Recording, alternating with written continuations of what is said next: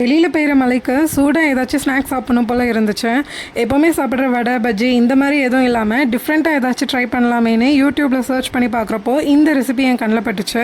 இதுக்கு ரொம்ப இன்க்ரீடியன்ட்ஸ்லாம் தேவைப்படாது, சிம்பிள் அண்ட் குயிக் ரெசிபி தான். கோதுமை மாவு வச்சு டக்குன்னு ரெடி பண்ணிடலாம். இது செய்கிறதுக்கு ஃபர்ஸ்ட் கோதுமை மாவில் ஒரு டேபிள் ஸ்பூன் அளவுக்கு கீ ஆட் பண்ணிவிட்டு தண்ணி ஊற்றி சப்பாத்திக்கு ரெடி பண்ணுற மாதிரி நல்லா பிசைஞ்சு வச்சுக்கோங்க. அப்புறமா வடை பஜ்ஜி செய்கிறப்போ யூஸ் பண்ணுற இந்த கரண்டியில் சின்னதாக பால் சைஸ்க்கு கோதுமை மாவை எடுத்து அதில் இந்த மாதிரி நல்லா ப்ரெஸ் பண்ணிவிட்டு ரோல் பண்ணி எடுத்துக்கோங்க.